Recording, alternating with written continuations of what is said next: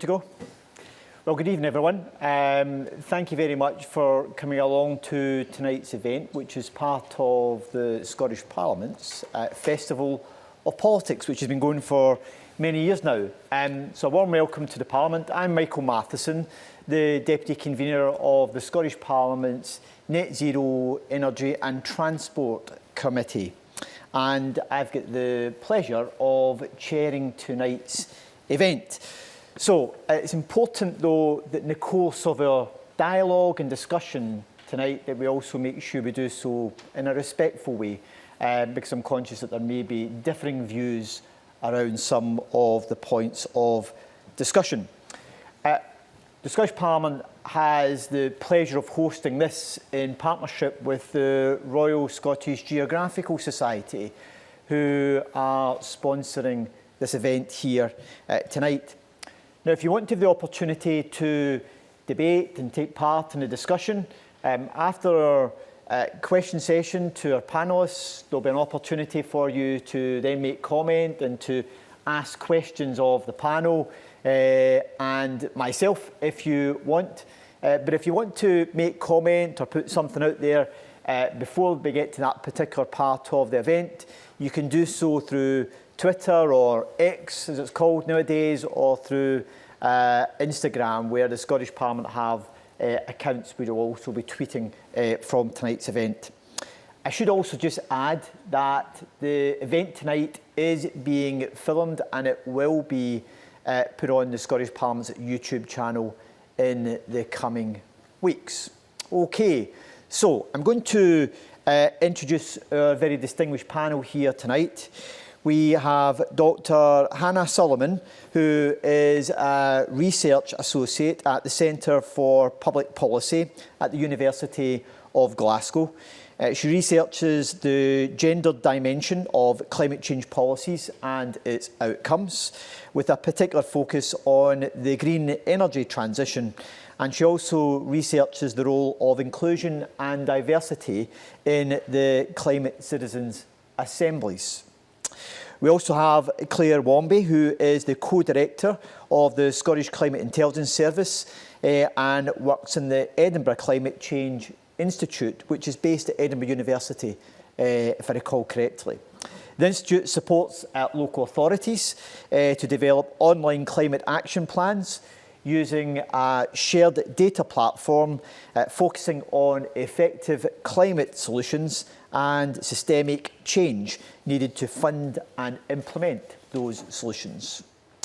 And we have Robert Moran, who is a partner at the Brunswick Group, which is a critical issues advisory firm based in Washington, DC. Robert is a management consultant, communications strategist, futurist and a writer. And his new novel is Lincoln 2.0, which explores our near future of AI candidates. Maybe some merit in that in the years ahead. Okay, thank you for joining us here this evening. I'm going to start off with a question which I would like each of you to make comment on. One of the important elements of the issue of climate change is making sure that there is good, accurate and also clear information which provides a helpful understanding of the nature of the climate crisis which we are facing. I'd be interested in hearing from you what you view as being what you think would be the best approach to help to tackle what is a growing challenge of climate denialism and misinformation around climate change, particularly amongst audiences who might not always have access to that very specific specialist academic information which is available on climate science.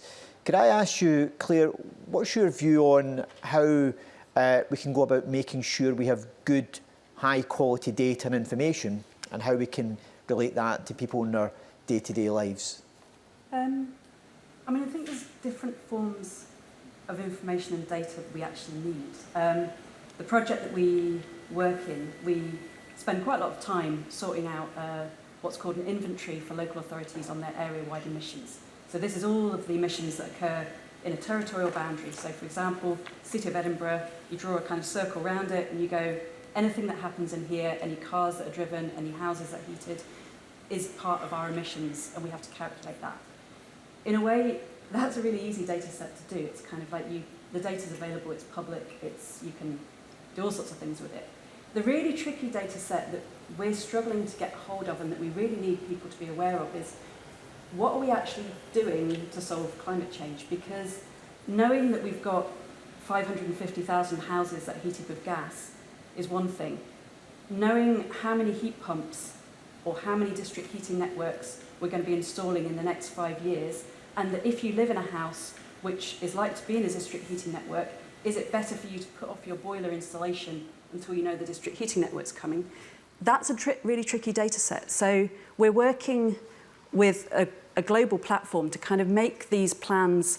A lot of these plans are written somewhere, but there are 300 PDFs in Scotland that describe what's happening. And what we would like to have is one website for every local authority that says, these are the things that this local authority is doing to solve climate change. It's not the whole picture. There's lots of other stakeholders in the problem, but it helps us kind of start to get a basis of the sort of data we need. So one of the things is actually kind of making some of that public data that is being, I wouldn't say hidden in PDFs, but it's a little bit murky in PDFs, trying to get it into a format that people might actually access and use. And those platforms will become kind of public websites that people can look at and go, what's happening in my area? How do I understand it? Okay. Hannah. Well, I mean, I think to answer the question, I would say that a really key way of communicating kind of climate change information in a way that interacts with the way that people live is by implementing just transition policies, meaning that the way that we need to change, any sort of like behavioral changes that need to take place should become the default option, should become the cheapest option, should be the best option for people. So that when changes take place, like we'll feel this in our lives, you probably already do, it's in a good way. It's not kind of in a bad way. So like thinking about heat pump installations, there's plenty of ways that we can kind of support people to, change their heating systems to a more sustainable option that also kind of brings their costs down, things like that. So I think that's kind of one of my main, thoughts on how to communicate the important stuff about climate change, is just making people's lives better in the process of making changes. Okay. Robert? It's a great question. I think the first thing is, so for the audience, by way of background, a lot of my academic background and work background is in public opinion research originally, and so there's a lot of research that shows that folks who may not be aware or knowledgeable about climate-related issues can connect when you are talking about a climate impact.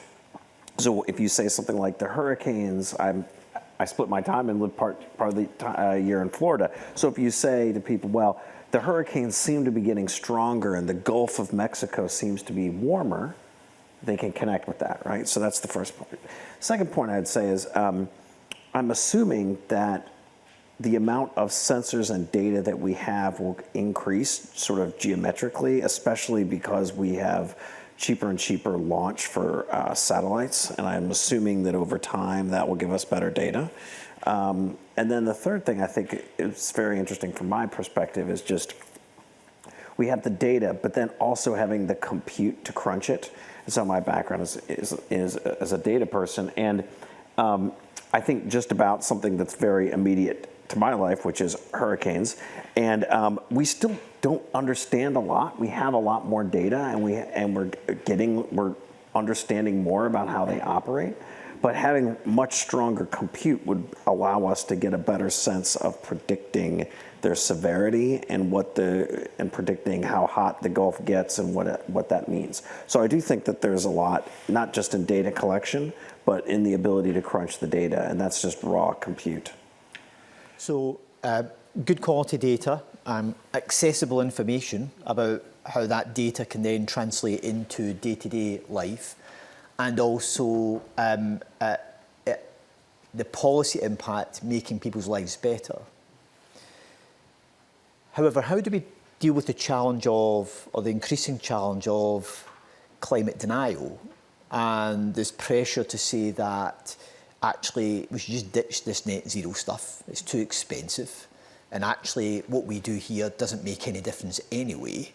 How do we use the points that you've mentioned about quality of data, accessibility, making people's lives better? How do we use that in a way that helps to confront what is very strong, clear scientific data that climate change is taking place? Hannah? Well, there's not an easy answer to that. I think, for me, from kind of looking at this from a political scientist perspective, this is the climate conversation is taking place in a wider kind of political arena that's moving rightward. And so climate denialism is coming alongside just general distrust of expertise in general, kind of a move towards populism in a lot of ways. So it doesn't stand on its own. And I think it's a tough question to answer. I think I would say that probably the best way to combat that is to ensure that changes that are being made for kind of climate reasons benefit people.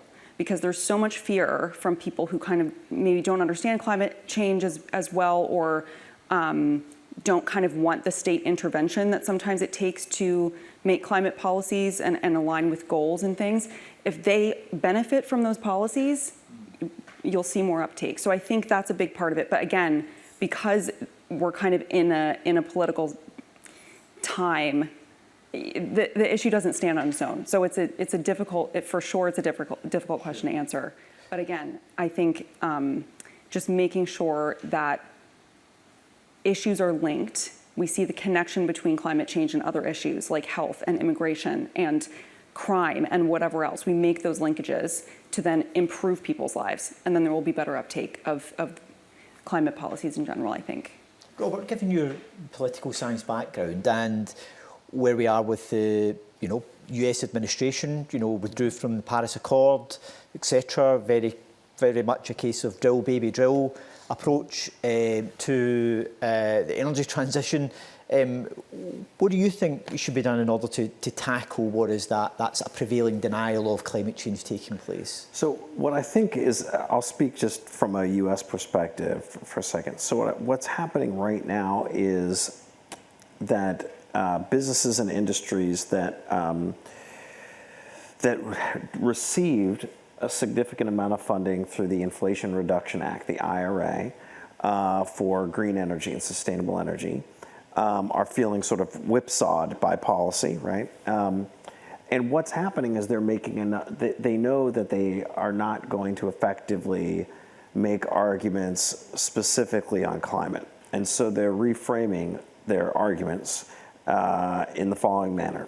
The first is they're making an economic security argument, which says these are the technologies of the future, and so if we want to be part of the future and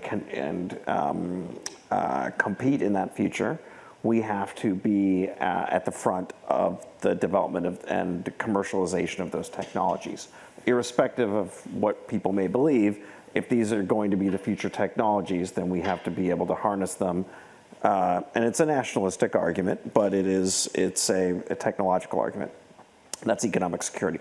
The second is a jobs argument, which is the construction of these new technologies, whether it's solar or wind or redoing the grid, which is a big issue in the United States, so that you can take all the wind and solar power. All these throw off a lot of jobs. They create a lot of jobs, and that's a pretty strong argument to the current majority.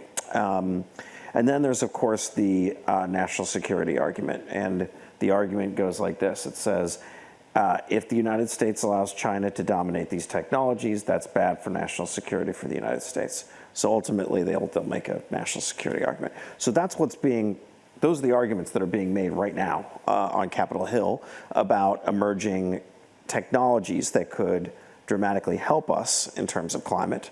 And we'll see. But that's what's happening right now. Okay. So clearly government and big business have a big role to play in driving some of this and driving this agenda. Can I ask you then, Claire, is given the need for continued public pressure on both government and international institutions, businesses, it could be the UN, etc. as well, how big a role do you think things like mass demonstration and public pressure on governments and corporations will play going forward in pushing the net zero agenda and forcing policy that addresses the crux of the issue around climate change?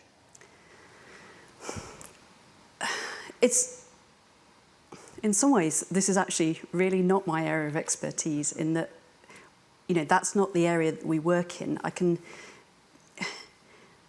think... Just give a personal opinion. Yeah, I mean, going back, in some way, I want to answer the previous question more, which was, I think we have a personnel issue a little bit, and an expertise issue, because if climate scientists, and God love them, I do, were in charge of marketing Nike trainers, they would probably put out the tagline, "You should buy these, but they're really expensive." So I think we need to bring in the marketeers. Net zero is not a product that anyone wants to buy. So what we need to sell is exactly what Hannah and Robert were saying, is this is kind of like, right, how can we talk about energy security? How can we talk about green jobs? How can we talk about safe routes for people to get to work and to school, so that better air quality for their kids? These are things that people do want to buy and they are interested in. So I think there's a role for demonstration. I'm angry. I'm really angry all the time. It's kind of my secret power, is I am permanently frustrated with our inability to somehow kind of work out how to do this. But I don't know if the demonstration is what changes things. What changes things is people seeing there is a better future, there is a better option for us. There are more opportunities for my children, for my grandparents, for my dog in this world than in this world. And that's how politicians make changes, when lots and lots of electorate go, it's actually this is the thing we like. And sometimes the market solves it. Sometimes the market goes, do you know what? EVs, they're cheaper, they're better, they're kind of more reliable. That will be solved that way. Other things need different pressures, they need different levers. But those levers are often quite subtle. And sometimes when we have mass demonstration, we go, we want change. And it's like, yeah, we do, we want lots of it. But we have to sometimes go, we want this change. And we work with local government, and local government says, everybody shouts at us when they're angry, and then they whisper really quietly to their neighbours when they're happy. And we find it really difficult to implement political things when we don't know that that's what you want. So if you like the cycle lane, if you like the places for people, for love of God, tell them. Yeah. Just don't whisper it. Yeah. Okay. I just wonder though, Hannah, just sticking with this issue about, because if you look at pre-COP26 in Glasgow, there were, during that period, during the coming out of COVID as well, there was the period where we had young people demonstrating very vocally on the streets in Scotland, taking time out of school, coming together to make their views known. And politicians responded to it. Yeah. Governments responded to it, both domestically and internationally, because of that. Do you think it still has a role? And is there a bit of a generational difference here? Because I see it when I go to schools and get asked questions from the 4th, 5th and 6th years, is that things like climate change are still well up their agenda, but actually if I go to somewhere where it's a much older audience, it's not as high in their agenda. Absolutely. So is there an issue about demonstration still play a part, but a generational difference around it? Yeah, I would say that, first of all, demonstrations and protests, of course, are impactful. So whether that means there's more media attention or politicians kind of, change their stances or whatever, of course that happens. It's really difficult to measure that. So it's hard to know kind of this protest happened and X outcome happened because of that. That's difficult to know. I think there's definitely a role for protesting and demonstrations. I mean, that's what got the UK government to declare a climate emergency, was mass protests. So that's great. Again, what does that mean? Can we trace that to policy change in a specific way? It's hard to do that. But I think one of the key issues here with actually making kind of differences in climate policy is basically issue salience. So there's not actually anywhere, including in America, where we're having this massive, obviously, everybody knows, but the vast majority of people agree that climate change is a huge problem, including people that vote for parties that don't think that. The vast majority of people believe it. There's actually not a huge difference there. And it's the same in the UK. The vast majority of people believe in climate change. Most people think the government is unprepared to deal with the consequences of climate change. Everyone's kind of basically on the same page about that. And obviously there's a lot of noise around people who don't, but percentage-wise, it's not a big percentage. But still, for a lot of people, climate change is not their top issue. And so it's not the thing that they necessarily go to the ballot box to vote for when they're voting for a person, which is also, I think, why it's really important to continually, as I've been saying, like tie all these issues together. Because even if climate is something you care about, but it's not your top issue, it might be more closer to the top if you kind of are making these connections between how climate impacts other issues that you care about more, essentially. So I think that's one of the main issues. But to answer your question, of course, I think protesting does play a role. But it's knocking at the door of power. It's not making the change. It's kind of asking for the change to be made. So of course, it's limited in that respect. Long-winded answer. Okay.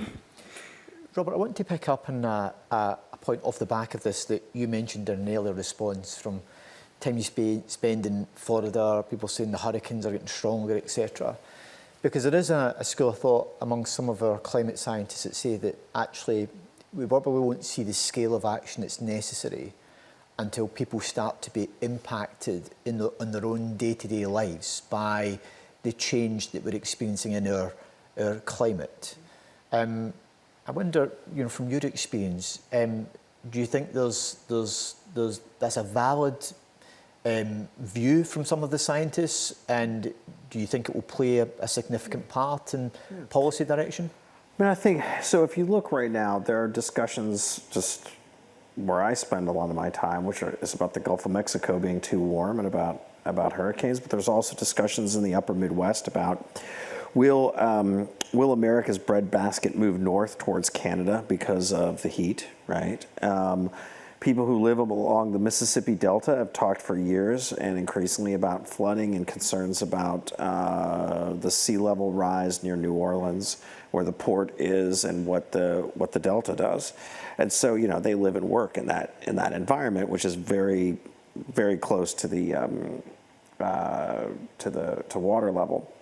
I do think that basically you're already starting to see some solutions come forward. I think that, and I use MIC as an example. So the first is marketing. We talked about this earlier, but marketers pay attention to what younger people want, because that's who is going to be buying their products in the future.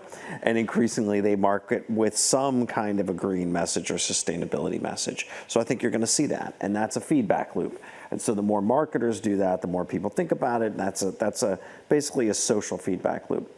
I think the second one is insurance. So I could just say in the United States, it is harder for people to purchase homeowners insurance in some parts of the country now because of climate change, what climate change impacts.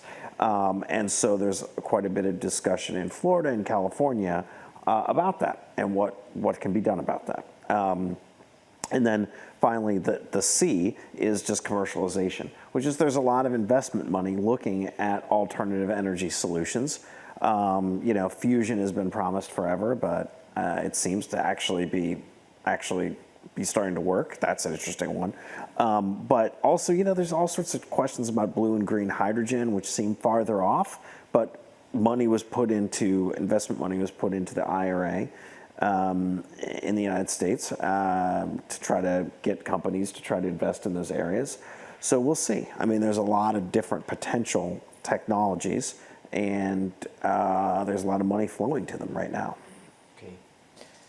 So from the work that you do, Claire, particularly with local authorities, they will, in the climate change that we're experiencing here, some of the challenges they have about some of the mitigation measures that need to be put in place in order to deal with these challenges.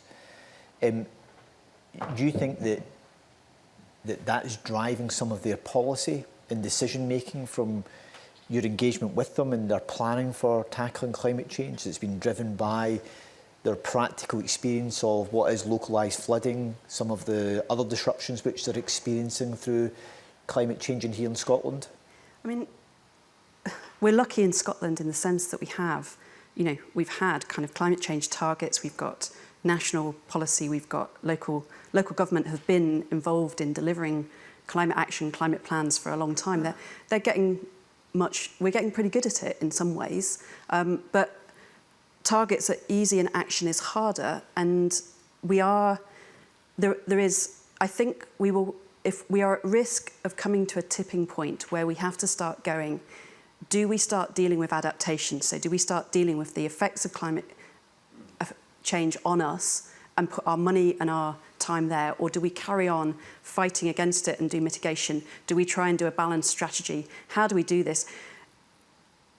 It's difficult, but then we're also working, Scottish local authorities are dealing with the big picture as well of kind of fuel poverty and transport policy poverty. So can we almost go, it's like you don't have to call it climate change mitigation, you can do flood risk stuff, but you can also do things that alleviate fuel poverty for your citizens, which will also be climate change mitigation. It's kind of, and when we're doing that, can we also build in resilience? So if we're going to improve people's houses, let's think about how robust they are against future heat waves, against storms and things like that. Can we do it all in one go, get better money, bang for our buck with it? But it's difficult. There's a lot of, we're underfunding by an enormous scale the resources, the people resources and the management resources for this kind of scale of transition shift that we need.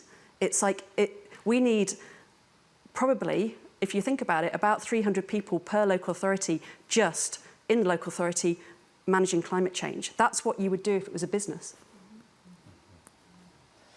So I suppose part of the challenge though with this is that if some climate scientists believe that it's going to be direct impact that will really start to turn the dial on getting people to take the issue of climate change much more seriously and to demand much quicker action on it, the challenge is the majority of the public think that their climate is changing in a way that it's actually impacting in them. So they might see that, they might agree, yep, climate change is an issue, but as it do they see it as impacting in them? From your experience and your research, Hannah, do you think that people relate that directly to their own day-to-day lives, that it's changing? Definitely a lot of people. I mean, more and more people are experiencing extreme weather, for sure, everywhere. I just don't know how important that is, to be honest. I instantly am thinking about the Oxfam report that came out recently, maybe this year, about how, the top 1% to 10% is emitting more carbon than the bottom 2/3. So it's really not about targeting normal people. Obviously, there's changes that need to be made there. But when the top 1% is emitting more than all land transport, that's something that needs to be dealt with as well. That doesn't really have anything, I mean, of course, people, if more people knew that, there could be some sort of mobilization around it. But again, it's just, I sometimes have issues with the idea that people have a lot of power when they really they don't. I mean, it's voting every election cycle is really where the power is. And then in between is like protesting and things. But meanwhile, the top 1 and 10%, between 1 and 10% are like emitting more than the vast majority of everybody else on the planet. So, global? Is that yeah. a global number? Yeah. Right. Which makes sense. It would be the richer countries that have the most. Right, exactly. So Right. and the bottom 2/3 are oftentimes in more developing countries, and Correct. people die. So And even in the richer countries, it's kind of there's a massive inequality. It's like if you look at somewhere like Edinburgh, it's kind of like the biggest amount of emissions from households come from the richest areas. absolutely, Because they're the biggest energy consumers. So we talk about, we need to insulate people's homes, but we also need to get people who Yeah. are in big houses to use less energy. Yeah, I think a lot about like, here I go, but I think a lot about how, we really don't restrict, emissions in any way other than, for people, I mean, other than like, can you afford it? So if you can't afford a private jet, you can't emit what a private jet emits. That's kind of it.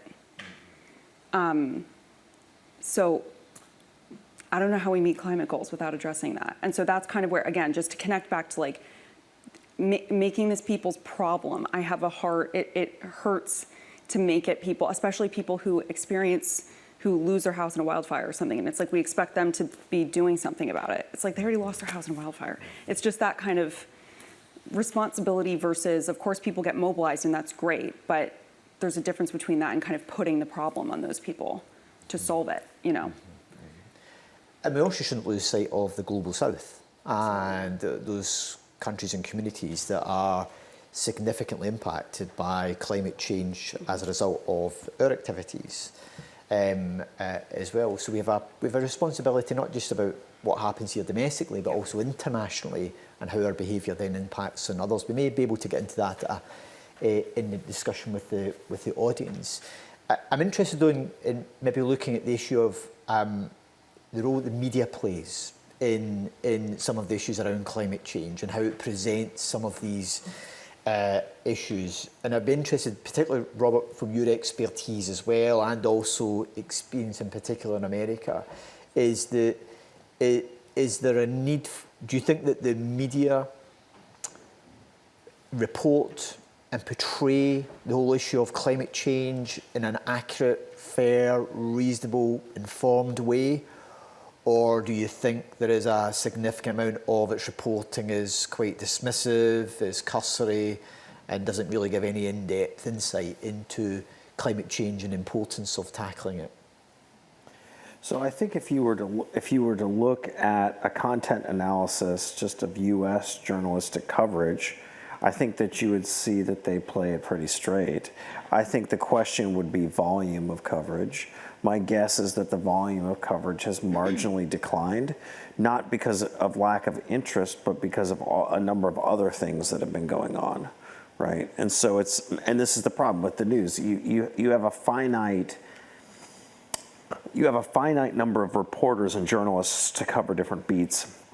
You have a finite amount of attention from an audience. And so an editor will assign different journalists to cover different stories. But if you have, say, a number of big events trying to end the war in Ukraine, that they might be covering, you might get more coverage of that in, say, the New York Times, the Wall Street Journal over a week than you might get in the sort of low-level continuous coverage of climate. Some foundations have even supported coverage efforts on, as journalists to write more about this and cover it. So I actually think that journalists play it straight by and large when they're covering stories and have tried to do what good journalists do, which is to have a local hook, a local story angle for people. I think that one challenge across a range of issues, and you mentioned salience, the concept of salience, is that when you have a very busy news cycle about many other things, it's hard for any one thing to get coverage. And I think that's probably what you've seen since the last COP. Yeah. Okay. Claire, the role that the media can play, not just at a national level, but also at a local level, where we see weather events impacting in local communities very often when I read some of the narrative around it, it's just about, well, we just need to do something with the road drains and that'll fix it. It's very much in the adaptation space rather than actually saying, actually, this is part of our climate changing. And we are, we're not only going to have to adapt infrastructure, but we're also going to have to adapt our behaviour in order to deal with these challenges. Media presentation of it, do you think it presents a challenge or an opportunity around trying to deal with these things at a local level? I think there's an opportunity to think about when there's an awful lot of, when you read in newspapers about climate, there's either a kind of combination of like, this is, an absolute disaster, look at all of the terrible things are happening. And that's often the kind of, so we're locked into there's a huge problem, there's a huge problem, there is a huge problem. We keep telling ourselves that, we keep telling everyone else that, we keep running around going, there's a huge problem. So what we really need the media to start doing is talking about the solutions and talking about how those solutions intersect with the other. We're going to keep saying this thing of like, we need to connect the stories. We need to kind of go, when you drive your car less, your kids get better air quality, you get a bit of exercise, we get less emissions, there's less congestion on the roads, we spend less on road maintenance. What's not to like about this story? But we have to join the dots. We have to make this a kind of a future we choose, not a future we run away from, a little bit. Yeah. So yeah, a bit of positivism about solutions would be great. Okay.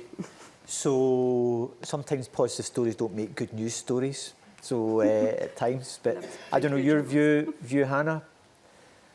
On positive news stories? The role the media plays and the way in which it can help or hinder tackling climate change. Yeah, I guess it's not really my area of expertise, but I completely agree with that. I think at this point it's a lot about the kind of narrative. Like, things pick up steam when they have a narrative behind them. So to connect those dots, I completely agree with that. Mm-hmm. Do you think the narrative has changed in recent years around climate change? So if I was to go back, say, 5 years ago, was the narrative around climate change much stronger and clearer, and there was a much greater media focus on it than there is now? I don't know about media. I don't know, but focus, I feel, has definitely gone from mitigation to adaptation, like big time. Yeah. And I think that's partially because it is more tangible. I mean, you can see, like, it is kind of more local and people can get their heads around it a little bit better, but it's also easier. There's kind of a profit there to, you benefit from adaptation in your local area in a way that, like, mitigation, again, because it's such a big issue, it's like, who benefits from me not driving my car or whatever in the grand scheme of emissions. I think that's the main difference at this point, is much more focused on adaptation. In your experience in the States, Robert, have you saw a shift in the media tone and presentation? I think that the U.S., so I don't have hard data on this, but I think that U.S. media has tried to connect these issues much more to local people's experience. So, for example, there's a great story in the Washington Post a couple years ago talking about how what appeared to be sea level rise was causing people's homes on the beach in North Carolina to erode faster and fall into the ocean, right? That would be an example. Or that there are water and sewer problems in both Miami and Norfolk, Virginia, which are very close. We have our fleet in Norfolk, but water in Norfolk and Miami, because it's so close to the ocean, and that there's some water problems with the sewer lines and water lines, et cetera. And then also the roads in the Keys, in the Florida Keys, were flooding and being washed over more frequently. So those are all stories that would make it real to a local person, and would also give people the ability to sort of shorthand or anecdote what's happening without. Because really, in a bar or at a barbecue or something with family, you don't normally reference numbers in your discussion. At least I don't, over food. But you would use an anecdote that would explain these things, and I think that's kind of what the American media has been trying to do. And but I think there's just been a lot of other discussion. I agree with you on adaptation. There's been more discussion around adaptation as well. Okay.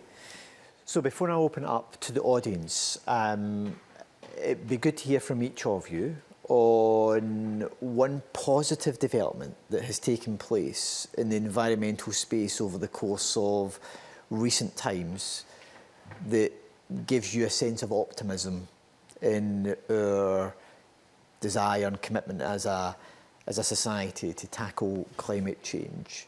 Claire, can I start with you? Yeah, this is going to be a really weird example. Smoking.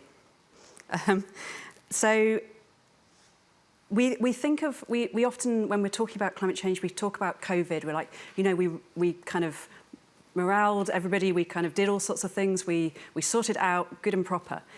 It was a different problem. COVID was the enemy without, it was outside us, we could fight it. This is the enemy within. So climate change is us. It's us doing it to us.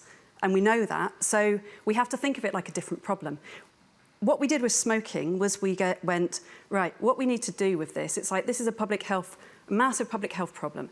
So how do we tackle it? Right, we tackle it from two ends. We tackle it from the incentivization end, so we think about new technologies that can deliver nicotine in a less harmful way. We think about, you know, having a public health message about this is about making sure your environment is safe for your children. But we also massively disincentivised smoking by whacking a huge tax on it. And then we stuffed people out of the doorways of pubs and said, you can't do it in here. And this was a kind of like a very, very effective solution space. What we have generated is another problem. And we have generated the problem of vapes.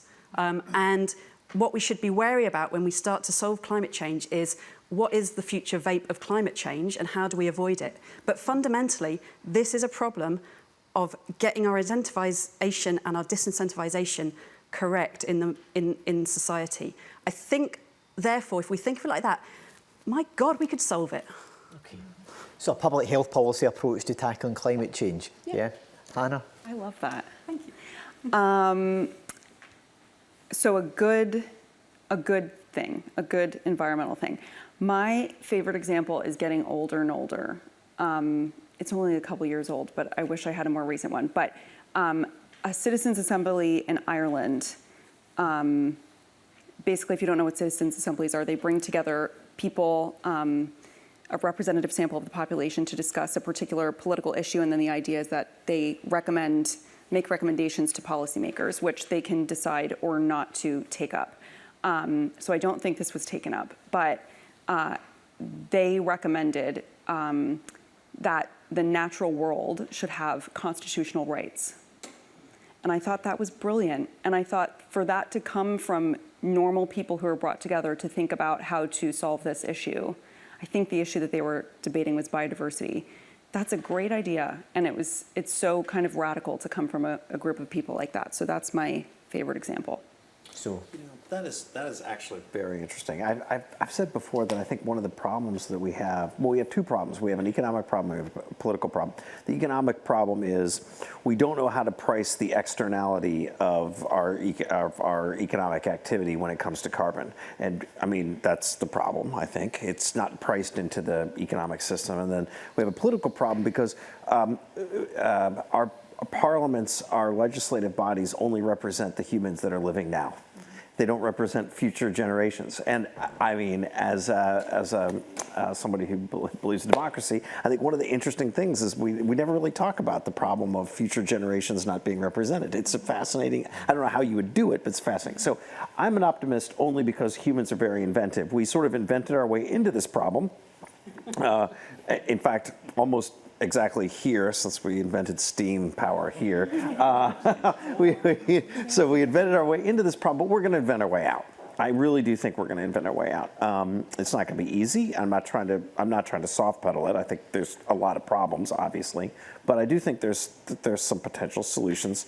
So, for example, look, we could end up radically growing fusion power, and that has been something that's been on the table for a long time. So that's one. Number two is, I think if you look at the yield on solar, especially sort of where I live, you know, that's a viable technology now. And if you get a higher and higher yield out of it, eventually it starts to displace everything else. Same with wind, et cetera.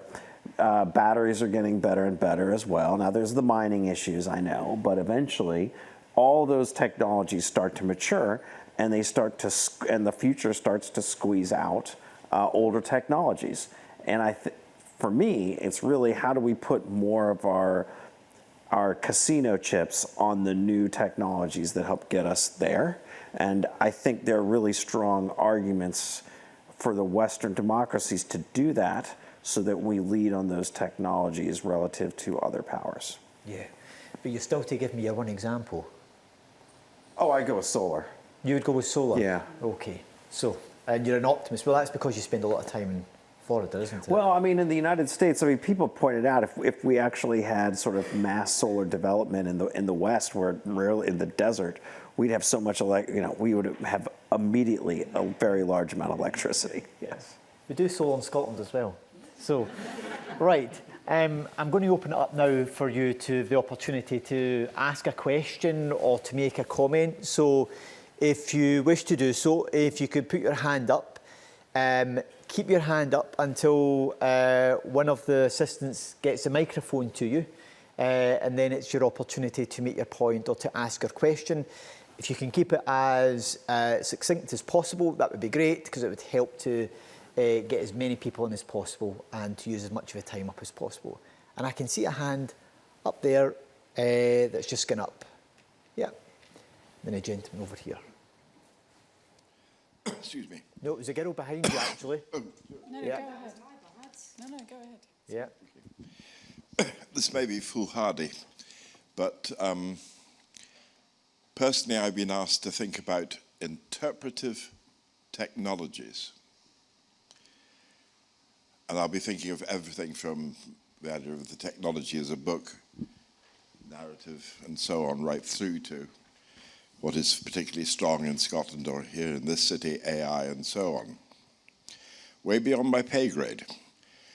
But Claire, you talked about data, and Robert, I'm aware that you're a novelist, you're a narrator, and you're all in science communication in one way or another. I congratulate whoever was responsible for getting the supercomputer to Edinburgh again, because it was going to leave us. But I wonder if anybody on the panel, or even in the audience, if they want to talk to me later, has an idea about how, particularly Edinburgh, but Scotland generally, on the computing side, on the AI side, can help in regard to the problems that you have so eloquently put out there. As I say, I may have been foolhardy to try to frame this question, but I hope something's gone across. Thank you. I'm going to come to you, Claire. I'm going to come to Claire, given that she's based in Edinburgh and at Edinburgh University, where they're involved in the supercomputer, of course. It's definitely not, the supercomputer is not the one in my pocket. But the AI question's really interesting. So I am now too old for AI officially, but that's okay because I have colleagues who are much younger than me and, to be fair, probably much brighter than me. And so we've started to kind of look at ways that we can develop AI that allows us to search all of these documents that we're looking for, to find the information that we want, to filter it out, to grab it, but then also to kind of go, right, look, we've got 300 plans that we need to read, but there's about, no offence to the Scottish Government, there's a fair amount of policy to get through as well. And it's like, right, how can we use, we're kind of developing things that can enable AI to sort out some of the problem for us, or to kind of like filter so that we can find what we want in the system. But I've yet to find AI who knows how to do what we really need to do, which I think comes back to your other point about kind of interpretive stuff. It's the best example of this is actually my daughter, who did a course at school which was called Creative Thinking, which was all about how to make kids think creatively. And she said the thing that she took away from that was they said, tell me a story, make me care. And AI can work for all sorts of things. Supercomputers can work for things. Data can work for all sorts of things. But fundamentally, we have to tell a story and make people care. That is, anything else is just not human. So, yeah. Yeah, okay. Yeah. So I think Thanks for your question. I think the issue is that technology will play a part, but it will also require behaviour change, and that behaviour change is about us caring about the actions that we take in order to address these issues. Can I come to the lady behind you, who was... Thanks very much. Thanks for the panel. It's really interesting. It's very rare that I'm called a girl, so thanks for that also. I'd like to make a point and then ask a question. So, Robert, you talked about insurance. I work on preparedness for climate impacts across loads of organisations. And one of the things that I'm noticing is it's not just about people's ability to get insurance and the insurance that's offered in certain areas. It's also about getting satisfaction from insurance when you've been affected by a severe weather event. The problems associated with this are astonishing, absolutely astonishing. People can be taken out for huge amounts of time and still get no satisfaction. My suspicion is that as we go into the climate impacts era, we will see insurance becoming something like health insurance in the States, where you can be covered, but I'm afraid it doesn't do the job. So I just wanted to make that point and see whether the panel might want to add to that. And then I just wanted to make sure that vested interest is mentioned in this debate and invite the panel to comment on vested interest and how it's a disruptor in terms of making progress. Okay. Robert, do you want to comment on the insurance To give you the issues? ground level view, it's really interesting. So just for example, in the state of Florida, I think there's now only 3 major insurers. You know, a lot of insurers have left the state because they're worried about having to insure against hurricane. And then what's happened is the insurance companies have increased the requirements for homes in terms of... Now, the construction codes were changed after, I forget which hurricane, back in the 90s. But they've tightened up the requirements to obtain insurance so that you have to upgrade your home, essentially, and storm doors and things like that. And so I think that would be an argument for insurance basically forcing adaptation and basically forcing people to internalize the cost of adaptation in their own habitat. I suspect that those insurance costs will eventually be socialized, that enough people will go to the government and basically the government will require that insurance companies sell across all these markets, which will mean that the costs then will be socialized across the system. But I would expect that these insurance companies will still require more adaptation. And so I think it's also just pressing the discussion into, an electoral situation. So I think that's really interesting too. But I can't speak necessarily to satisfaction levels with insurance companies per se, but I think it's very interesting right now what's happening in a number, and it's not just Florida, it's also Louisiana, which is very low lying, and also California, which has had like historic levels of droughts and fires and things like that, and so there's a question about coverage for those kinds of things as well on the insurance side. Okay. Hannah, can I ask you to address the issue of vested interest that was raised? Do you see that as being a factor that's playing through? I don't know if I have a good answer to that. I don't know if I have a good answer hold to that thought there then. Yeah, I'll think about it. Maybe we'll come back to it. If I go to this gentleman here and then I'll come to the lady here. Hi. I've got so many comments, I can't make them all. Just keep them short and to the point, please. Okay, so protests on the street versus change in Parliament, they happen simultaneously. The suffragists and the suffragettes got us the vote. You can't really get progress one without the other. So you've got to encourage demonstrations on the streets, no matter what the law says at the minute. On the media, I happen to work for a newspaper that's the sister paper of the Edinburgh Evening News. The problem with it's not the journalists, it's the readers. And what people call search engine optimizers think people are going to click on the websites. They're basically turning out news that is essentially just clickbait. Us that work on the print side, the old people with the grey hair like me, just don't know what to do. We're wringing our hands because we're not getting decent stories. The stories that you're talking about in the the Washington Post or whatever, but those stories are being read by people who are interested already. you're basically writing for the converted. So how do you address those who aren't converted in a way they will absorb? And it's 135 words you've got. That's as far as they go down the stories on the websites. And now the question. I was at a talk the other day by Mike Berners-Lee, who wrote the book, There's No Planet B. At that talk was a young woman who worked for a pension company, of which there are quite a few in Edinburgh. So a lot of us will probably have our pensions with them. Her point was, that even though she's got a climate background and she advises the people who make the investments that pay the pensions, they have to use a set of statistics that do not factor in climate change. Everything from the World Bank to numbers that come from individual countries, they have no climate change information. And because the due diligence laws say they've got to obey these statistics when making their judgments in order to make the investments, the big money isn't being factored into climate change.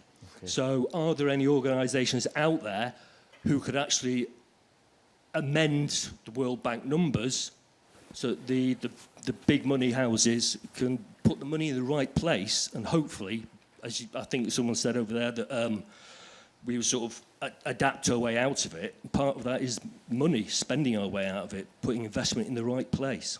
Okay, right. Can I comment Robert, on this? yeah, if we can be brief, yeah. Yeah. Can we please keep our comments and questions succinct, please, so we can get as many folk in as possible? Okay. So just to connect what you're talking about to some other things that are happening. So in the United States, there's been this huge debate about whether there should be ESG standards for pensions or not. And if you can Google it, it's and so and some states and their pensions have said they don't want ESG data points included in pensions, and others do. And so so that's something that's actually happening right now in many different states with their pension systems. So what you're talking about is something that's being debated in the United States, but mostly at the state level. Okay. Nicola. Down here, and then I'll come up to the back. Is there a hand up over on this side? Did I miss it? Up, down here. Okay. I wonder if the focus on behavioural change is letting our politicians off the hook a bit. Robert, you mentioned that parliamentarians only legislate for current generations. That's not entirely true. There's the example of the Welsh Parliament 10 years ago passed the Wellbeing of Future Generations Act, which forces duties on public bodies to think about future generations and everything that they do. It's a shame we don't have something similar here.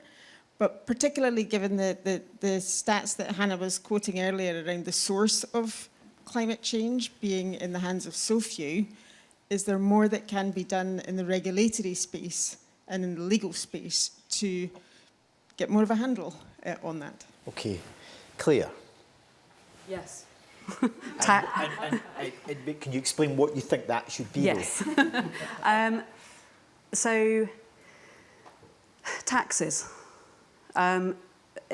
Taxes are the answer to nearly every question in many ways. I know we struggle with them because they're politically unpopular. Behaviour change, we talk about behaviour change all the time, but behaviour change is something that happens when we can change the incentive system around people to change their decision making. So the incentives we have are things like infrastructure, we can put in kind of charges, we can put in incentives, we can give people, but fundamentally we can also tax the things we don't want. We can say, this is no longer the choice that we'd like, and we'll put a tax on it in order to shift people. When there are options, and we have to do it in a way that is fair and is just, we have to talk and we have to have those discussions, but we can't really avoid the fact that we've got these massive levers. And you're going to hate me for this, but the climate change plan mentions behaviour change 63 times, and it mentions taxes twice. Just saying. Well, don't worry, it's not my plan. I know. So, what would you call but really good question and a good answer, but there is a clash between policy and politics, because what you're asking is politicians to do things that make folk really uncomfortable and really difficult. And if I still have the scars from doing the Transport Act in this Parliament and bringing in what was a very modest form of tax provision for local authorities on cars within their areas, which created a huge political row, even though it was a very modest provision. So it's a really I agree with you in terms of the role that tax has got, but politically it carries huge risk, and political cycles actually result in policies not being taken forward because they carry too much political risk too close to the next election. And I wouldn't ask if it wasn't a climate emergency. I agree. The lady at the back and then the lady down here. I just wondered whether the Americans on the panel could say anything about any lessons learned around the just transition, because a lot of the discussion's been on selling the good news story, but how is the just transition to be marketed and funded? And can you put that in a Scottish context if you're able? Sure. I think a great example, so just following from the taxes thing, definitely. Definitely, that's the answer. And an example of a just transition policy would be to then, so we need heat pumps. We need the heating system to change in the UK. Fund that. Because behavior change is also, it's not only dependent on what people want to do. Can you do it? Can you afford a complete new heating system for your house? So a just transition policy would do something that is exactly this, would be to take that burden off of people, say, this is our goal, this is what we need to happen, so here's the funding for that. So that would be a just transition policy. I know that would be very difficult to do, but that's an example of that for me, is just taking what I was saying before about the kind of default option, the easiest option, the cheapest option, the best option, should be the environmental one. That's my example. Robert, did you want to comment on that? No? Okay. Lady down here. And then, was there a hand up over on this side? Oh, gentleman here, and then I'll go back up there. I'm interested in the idea of optimism, and if we are trying to imagine positive futures, is there something that you would think of, particularly in day-to-day life, that if you saw a shift in this, you would think, oh, we've actually done it. We've done something good, that there was something hopeful about it. Robert. Okay. Number one would be that Chinese authorities realize that this is a problem and they have to change it. So a lot of almost all of our discussion tonight is basically moot unless China decides to change. Let's just be honest, right? Come on. And so that's why I think we have two big problems. The first is if China doesn't change, you're not going to get a lot of change. The second one is as people climb the income ladder in emerging markets, we know what they want to buy. So I do market research largely for a living, and when people make more money, they want to buy mostly the same things: red meat, cosmetics, appliances, et cetera, et cetera, et cetera. Okay, so those things are going to basically increase the carbon footprint. And so that would mean that we would have to find some kind of technological solutions, because those people are not going to just say, okay, sure, the Europeans and the Americans get to have what they want, and I'll take one for the team. They're not going to do that, right?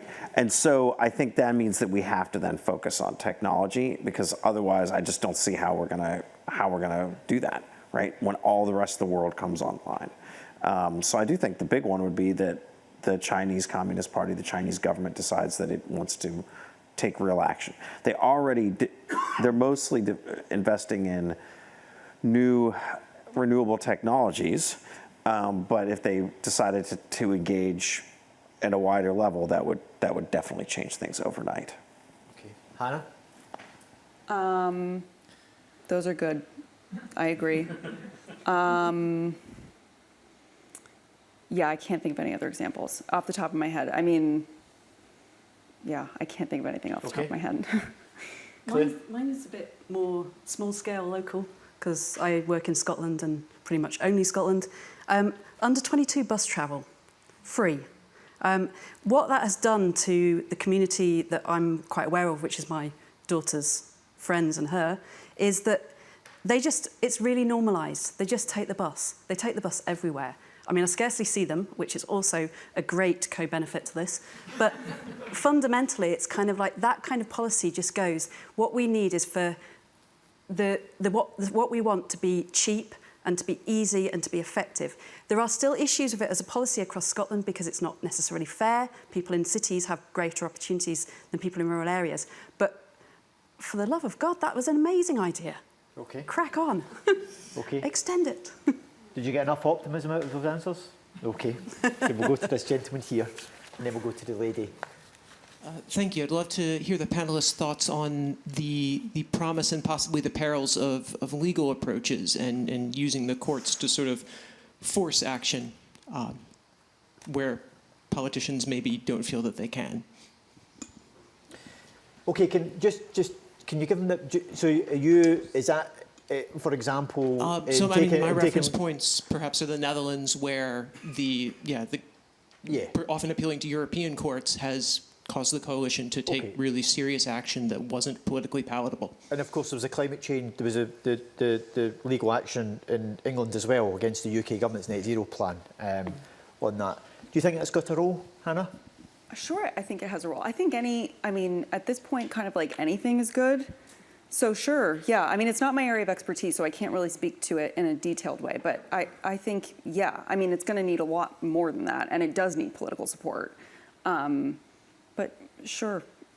So I think if I can maybe just say something on this, because I think if you think about it from the other side in government, so because you've got statutory climate change targets, the government then therefore have to comply with the law. So if you're to bring forward a climate change plan that isn't able to meet your statutory requirements, then as a government and as a minister, you're acting out with the law. So ultimately, that's what the court in England decided on the net zero plan that was brought forward by the UK government, not the Scottish government, but it was the UK government's net zero plan, is that they wouldn't be able to deliver net zero by 2050 by the actions that they'd set out in their plan. They were therefore out with the law. So I think there's an issue about governments also making sure that the policy agenda which they're taking forward is compliant with the law. And there's an interesting role there in Scotland, which our law officers have, in making sure that traditionally the Lord Advocate and the Solicitor General probably wouldn't have to spend much time thinking about climate change, but once you put it in a statutory footing, then any policy that goes through government and becomes a national policy has to comply with that. I suspect there will be further legal challenges as we go forward in the years ahead, because we're obviously moving to what will be a climate budget system, which will be different, and whether the allocation of resources is going to be correct. So I think it will have a role to play going forward, both domestically and internationally, where there's a statutory footing to do so. The lady here, yep, and then I'm going to come down to the front, and then I'll go back up to the gentleman with his hand up. For me, climate change has been throughout history. It's cyclical. And basically, we've had ice ages, we've had our floods, we've had all our famines, etc. We as a country of Scotland, unfortunately, have relied too much on electricity. And we have created a problem for ourselves. We have built up a whole gamut of wind farms out in the north of Scotland, etc., which is actually destroying the landscape. Not only that, we have actually increasing, everybody has to increase to use your electricity. We have laptops, we have mobile phones, we have our computers, we have, as an old age pensioner, I now have to spend an inordinate amount of my pension, actually, so I can communicate with people. And this has got to stop. We have to find a better way to be more resilient, to be more independent in our actual ways that we work with people. Our children are being manipulated to think that they have to do everything through a mobile phone. As has been stated, we've got clickbait. We've got constantly telling us to do this, to do the next thing, tap our phone. These are all requiring energy. I asked all the panelists, how are you going to make our children more resilient and more being able to cope in life more as an independent person? Okay. Hannah, you're at Edinburgh University. You have lots of young students. Glasgow University, you have lots of young students who, and as my son's at university, he doesn't take notes down from the overhead projector like I used to have to. He's got his laptop and they record the lectures as well. Is there an issue here about children being less resilient and using up more energy as a result of their practices? I think another way of thinking about this type of situation, I think for sure, I mean, this is completely not my area whatsoever, but lots of people have thoughts about, you know, childhood development and teens on social media and things like that. To the point about electrification, which I can speak to, electrification is the way that we can actually improve the energy system. So we actually need to be more electrified so that we can get things off of kind of fossil fuels, so that we can fuel things with renewable energy. So of course, and there's been lots of kind of pushback against various renewable energy projects for landscape reasons or for other reasons. But there are loads of different types of renewable energy sources. So whether it's like offshore wind, biomass, solar on people's houses, or there's loads of different green energy sources. And it's really important that we electrify more using those energy sources to power the kind of inevitable technological world that we live in. Obviously, we can talk about if that's a good or a bad thing, but it is what it is. And so getting that powered by green energy is really important to meeting climate goals. So that's what I would say. But that kind of also speaks to my point about like making sure that these policies are perceived as being good for people, and kind of diversifying the green electricity kind of sources so that you don't maybe feel impacts if you don't like, if people don't like one source over another or something. Like there's ways of building up a resilient green energy system that is diverse so that it's not just kind of wind turbines, it's loads of different things. But I think my main point would be we need a lot of electricity and we need more than we have now. Okay, thank you. Yeah. Okay, the lady here, and then I'll go to the gentleman over here. Okay, thank you. No one has mentioned agriculture. The best way to reduce emissions in agriculture is to have organic agriculture. And in Scotland, less than 2% of the land is under organic farming, whereas in Austria, it's 40%. Okay. Claire, do you want to comment on that about agriculture? It is one of our big emitters. I know. You know, alongside transport, housing. So we work with all 32 local authorities, and obviously for some of them, agriculture and land use is probably their biggest source of emissions. But we tend to focus at the moment a little bit on buildings and transport, partly because local authorities don't actually hold very many levers over agriculture. It's one of the areas that's kind of slightly out with the planning system in Scotland. So it's quite difficult for us to affect those changes. I'm not the expert in our team on agriculture and agricultural practices and what we do to make them low carbon. I suspect that there are, I know, debates about whether organic agriculture is the lowest carbon option. It might be very beneficial for certain things. It's probably definitely beneficial for wildlife. But from a carbon point of view, if you want to produce a large amount of cheap food, it might not be your best bet. So the agricultural system is incredibly complex for us to work in because it has, you know, decisions made at the kind of farm level, but also there's a huge amount of societal impacts here about how people can access food, what kind of food they can access, what they can eat, how diets change. The vested interest about there's all sorts of lobbies in all sorts of places around, you know, how do we do things that you know, there is a incentivization for people to maintain the status quo if the status quo benefits you. So it's honestly, we know that it's a huge, big chunk of stuff that we're going to have to deal with at some point, but we also have to learn to eat the elephant. And at the moment, it's almost like we're trying to gobble it up in one mouthful, and then we're going, oh my God, this is way too much elephant. So we're kind of trying to go, it's like, right, let's start with the bits that we have levers over, that we have co-benefits for, that we really know what the solutions look like. Let's work with that, work how to deliver that, and then we can move on to the tough stuff. And agriculture, unfortunately, is really tough. Yeah. Okay. Final question, gentleman here. Yep. There was a bit about vested interests. I'm interested in the fact that big oil is out there and is driving huge volumes of carbon emissions.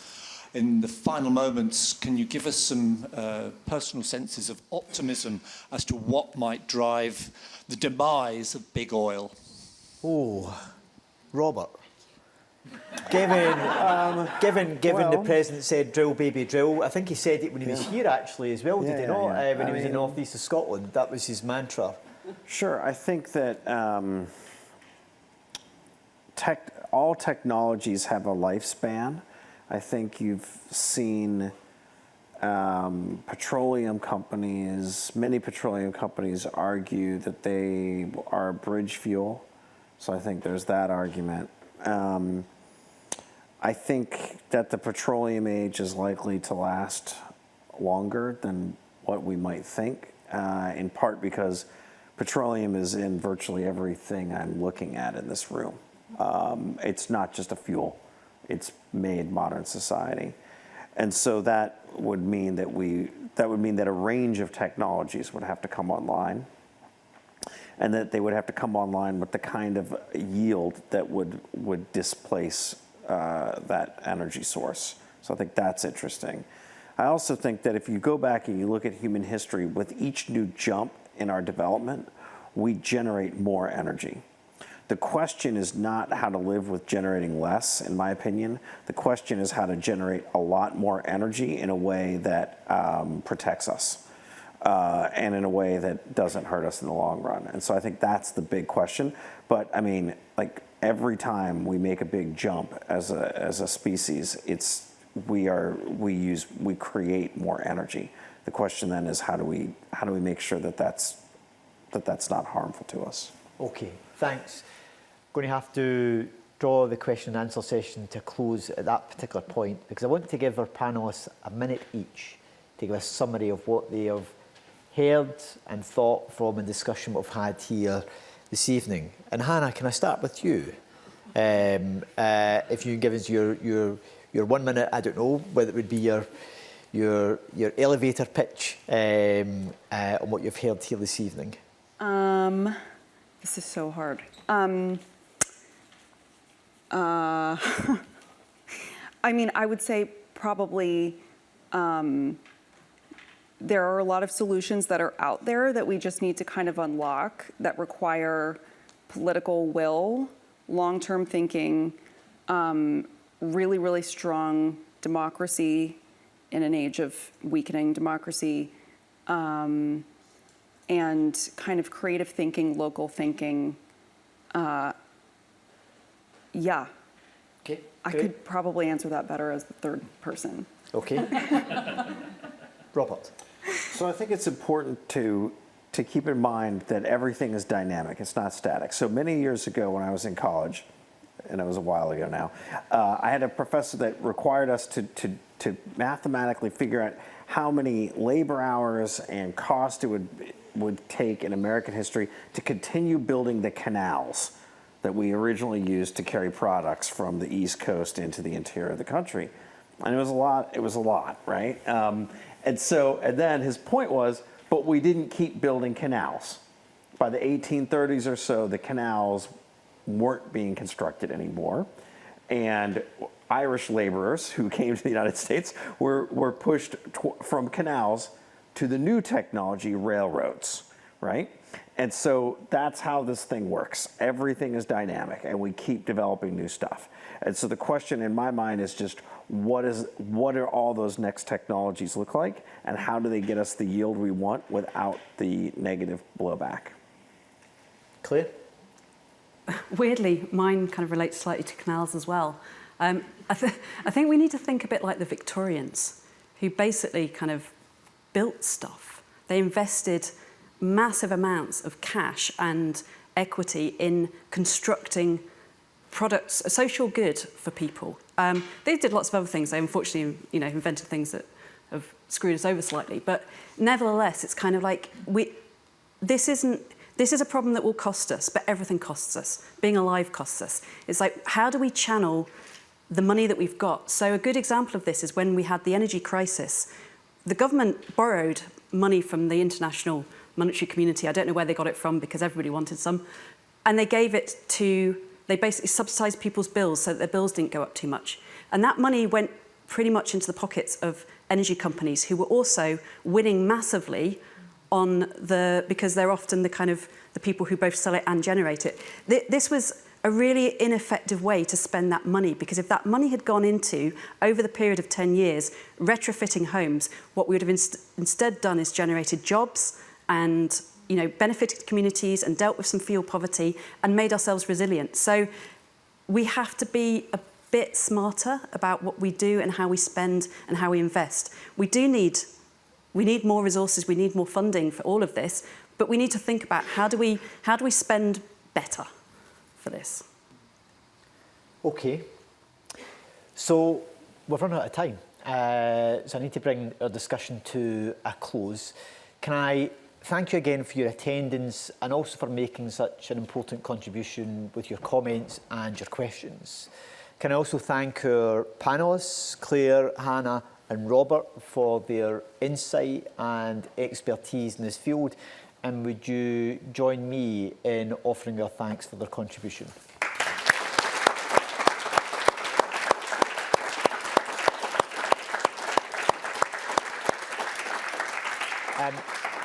Thanks again to the Royal Scottish Geographical Society for sponsoring today's event. There is a QR code, I am told, for you to provide feedback, which they would encourage you to use. For those who do want to use a QR code, and I think there may be one or two who don't want to use technology, there are paper forms as well. And just to make you aware that there are other events taking place tomorrow, covering a range of important topics, including some discussion around policy issues for next year's Scottish Parliament elections, which are taking place here in Parliament as part of the Festival of Politics. Thanks again for your attendance, and I hope you've enjoyed the discussion here this afternoon. Thank you very much. Okay.